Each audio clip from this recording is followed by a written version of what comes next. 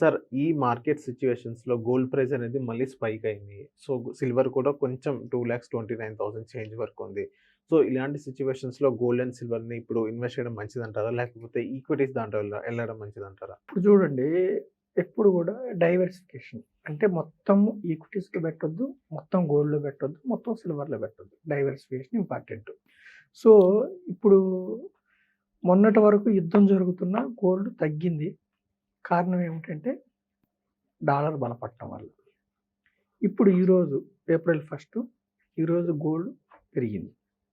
కారణం ఏమిటంటే యుద్ధం కొనసాగుతుంది. ఎప్పుడైతే యుద్ధం కొనసాగుతుందో సేఫెస్ట్ హేవెన్ గోల్డ్‌ని సేఫెస్ట్ హేవెన్ కింద ట్రీట్ చేస్తారు. గోల్డ్‌లో ఇన్వెస్ట్ చేయడానికి ప్రజలు ఇష్టపడతారు. ప్రజలు గాని, పెద్ద పెద్ద ఇన్వెస్టర్స్, సంస్థాగత ఇన్‌స్టిట్యూషనల్ ఇన్వెస్టర్స్. సో, డిమాండ్ వచ్చింది సేఫెస్ట్ హేవెన్ అని గోల్డ్‌కి.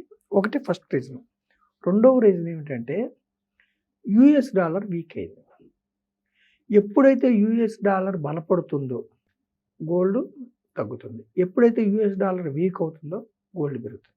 మెయిన్ కారణం అది. మూడవ కారణం ఏమిటంటే క్రూడ్ ఆయిల్ ప్రైసెస్ పెరిగాయి. ఇంతకుముందు ఏంటంటే క్రూడ్ ఆయిల్ ప్రైసెస్ పెరిగినాయి. కానీ డాలర్ కూడా బలపడటం వల్ల ఏమైందంటే గోల్డ్ తగ్గింది. ఇప్పుడు క్రూడ్ ఆయిల్ ప్రైసెస్ పెరిగినాయి. కానీ డాలర్ వీక్ అయింది.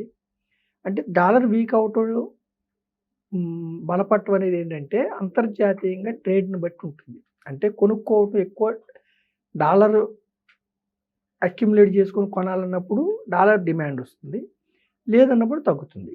ఇప్పుడు ఏమైంది, క్రూడ్ ఆయిల్ పెరగటం వల్ల అన్ని దేశాల్లో ఇన్ఫ్లేషన్ పెరుగుతుంది. ఎప్పుడైతే ఇన్ఫ్లేషన్ పెరుగుతుందో గోల్డ్‌ని సేఫెస్ట్ హేవెన్ కింద భావిస్తారు. అందుకని కూడా గోల్డ్ మళ్ళీ నాలుగవది ఏమిటంటే మనం ఏమనుకున్నామంటే యూఎస్ ఇన్ఫ్లేషన్ పెరగటం వల్ల యూఎస్ ఇంట్రెస్ట్ రేట్స్ పెంచుతుంది ఫెడ్ అని అనుకున్నాము. అయితే ఒక సిగ్నల్ ఏమొచ్చిందంటే ప్రస్తుతం యూఎస్ ఇంట్రెస్ట్ రేట్స్ పెంచకపోవచ్చు. అలాగే ఉంటుంది. సో, ఎప్పుడైతే ఇంట్రెస్ట్ రేట్స్ పెంచితేనేమో గోల్డ్ నుంచి ఇన్వెస్టర్స్ యూఎస్ బాండ్స్ వైపు మళ్ళే అవకాశం ఉంటుంది. పెంచనప్పుడు ఏమవుతుందంటే మళ్ళీ గోల్డ్‌కి డిమాండ్ వస్తుంది. సో, యూఎస్ ఫెడ్ నుంచి సిగ్నల్ ఏమొచ్చిందంటే అంటే అన్‌అఫీషియల్‌గా యూఎస్ ఇంట్రెస్ట్ రేట్స్ అప్పుడే పెంచకపోవచ్చు అని కాబట్టి